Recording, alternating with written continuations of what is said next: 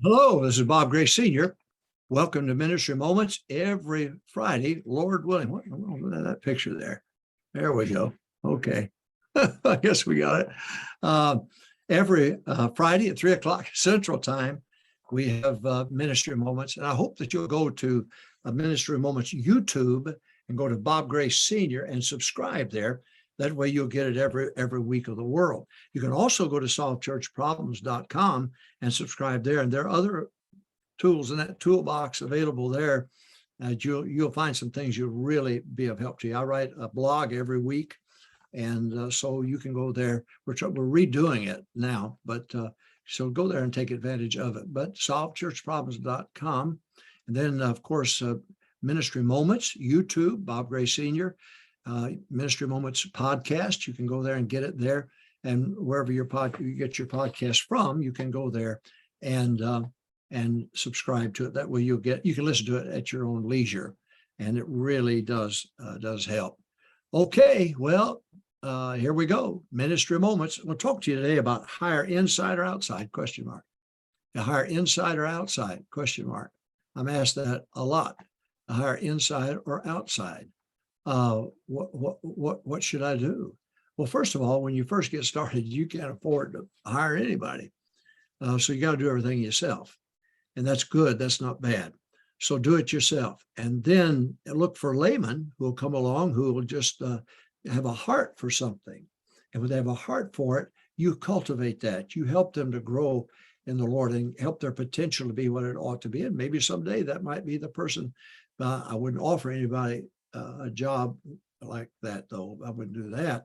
But maybe someday the finances will come around and you're able to do it. They have your heart, you have their heart, and it makes a difference. But today I'm going to talk to you about when you get to that point. And by the way, 40% of your budget, up to 45%, ought to be for administration.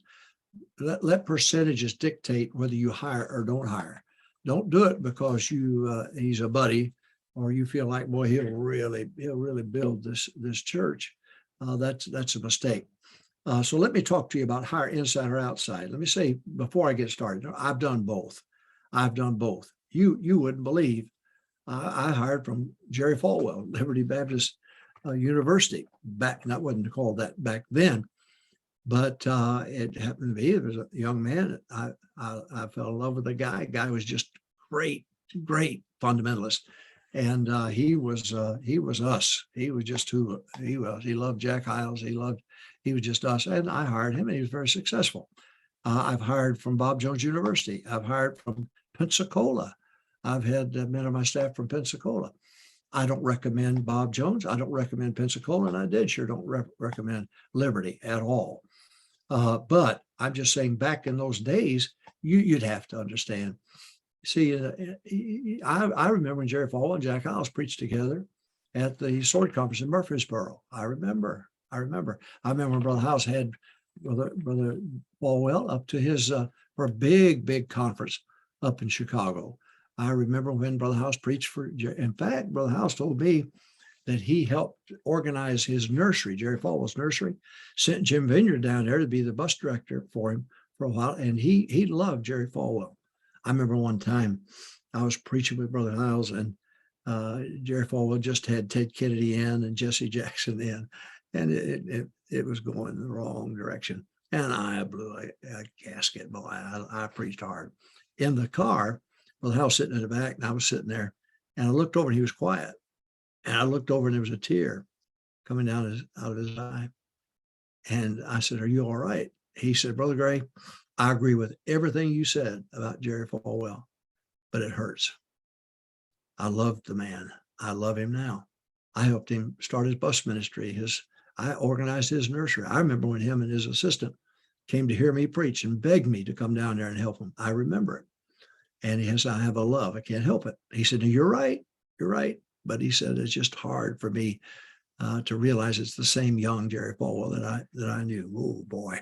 I felt about that. I remember one time a guy who calls Brother Hyles a heartache at the college and went to Florida to start a church and took students. I took a bunch of students, and Brother Hyles and I were preaching together in South Carolina. And this guy shows up, and we had a meal for the for the preachers, and we were eating. Someone said, Brother Howes, there's somebody at the door who wants to see you. He went back there, and there was that guy. And he's standing there, and Brother Howes came and sat down in front of me. And I said, you know, that guy's a snake. And he looked at me and he said, Brother Gray, even snakes have families. And I thought, oh man, cut me up. I mean, I felt about that high. You don't have to try it. It's already been done to me. So I've done both. I've seen both work and both didn't work. So that I can answer that question. Here's the questions you ought to be asking. How long have you known them? How long have you known them? Every time you go somewhere and meet somebody and they catch your attention, I remember a man in Memphis, Tennessee, God bless him. Everywhere he went, he hired everybody. He hired the best of everybody, of every church. And man, you just can't do that.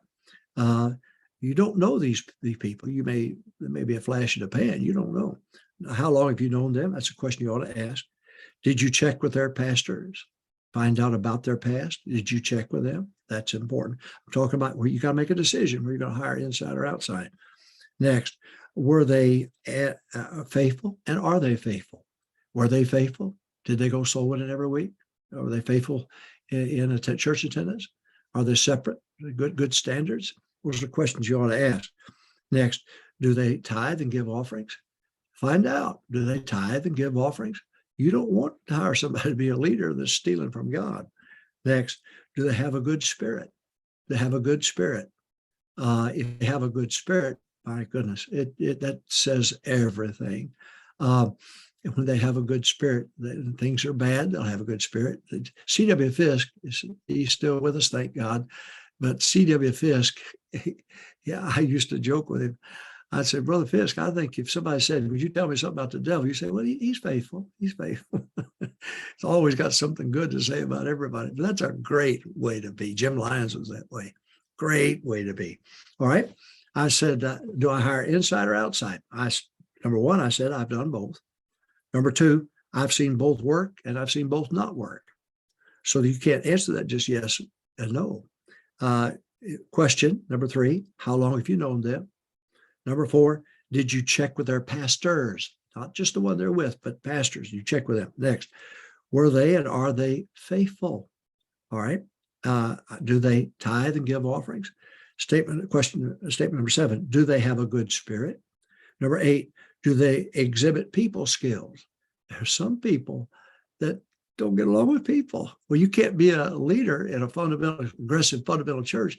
You've got to be able to have good people skills. You've got to be able to talk to people and correct people and get them started the right direction. And it all depends on your spirit, how good your spirit is. I said, number one, I've done both. Talk about hire inside or outside. I've seen both work and I've seen both not work. Number three, how long have you known them? Number four, did you check with their pastors? Number five, are they faithful? Were they faithful? Are they faithful? Are they good standards, separate from the world? Number six, do they tithe and give offerings? Number eight, do they exhibit people skills? Number nine, do they pay their bills? Find out if they're in trouble financially, if they're in debt. We would not let our graduates from our college go until their debts were paid. It had to be paid. They didn't want to carry that over their head when they went somewhere to serve the Lord. Number 10, have you visited their home? Have you been in their home? That'll tell you a lot about the people, the husband and wife. Have you been in their home? Number 11, have you interviewed the spouse? Oh, I know you like the guy and you think he's just the cat's meow, wherever that came from. But you ought to talk to the spouse and quiz the spouse a little bit and interview her, find out a little bit about her and her background. And you'll find out in a hurry with that interview if she's for this or against this or going to cause problems if he makes this move. Number 12, you can teach a loyal person how to win souls. This is very important. Paul Duckett Jr., I don't know of a better musical musician, write music, transpose music, amazing man. But when I talked to his dad talked to me about hiring him, and we were going to lose our man. He's going to go pastor. And so I he recommended it. I said, well, I don't want to take your son. He said, well, you need to talk to him because I think he's got a bright future and in a bigger ministry. So I did. And I remember Paul Duggan said, Brother Gray, you don't want me. He said, I probably have 2 or 3 baptisms in all the times I've been saved. I know that your reputation. I know your church. I know what you, I don't think you want me. And I said, Brother Duckett, I'll help you to be that soul winner. I'll help you to produce. I'll help you. If you'll come and you feel like God's in it, and I feel like God's in it, your dad does, you come and we'll, the Sunday or the meeting, Monday, we had a meeting. No, it wasn't. It was I think it was a Monday. And Brother Duckett came and said, I can't stay. I've got to go. He was one of the best hospital visitation pastors we ever had. He said, I need to go to the hospital. I've got to make some visits. He shut the door. Then he stepped back in and said, by the way, I've got several lined up for Sunday for baptism. And amen, amen. So he went from having 4 or 5 in his whole life to just regularly do it. In fact, he had people down and out after he died. He died of a heart attack before going to college chapel, lead singing. And the next Sunday, he had converts there, even though he was in heaven. Amazing, amazing. We're talking about higher inside or outside. Number 1, I've done both. Number 2, I've seen both work and both not work. Number 3, questions you need to ask. How long have you known them? Number 4, did you check with their pastors? All right, next, were they and are they faithful? Are they separate from the world? Are they faithful to God's house and faithful to God? Number 6, do they give tithes and offering? Number 7, do they have a good spirit about them? Number 7, do they have a good spirit? Number 8, do they exhibit people skills? Find out if they do. If they have problems with people, you've got enough problems with your pastoring without adding some additional luggage there. Do they pay their bills? Have you visited their home? Have you been in their home? Have you interviewed the spouse? Number 12, you can teach a loyal person how to win souls. So don't be discouraged by the fact that maybe they've not been prolific soul winners. You ought to be able to help them. And especially, loyal people, you can't teach loyalty. You can't teach it. And so I hope that helped you. Higher inside or outside, a question I'm asked a lot. And so I hope this will help you. Hey, great weekend coming up, soul winning tomorrow. Line up your guests and converts for Sunday. Make sure you get them there. God bless you. Have a great weekend.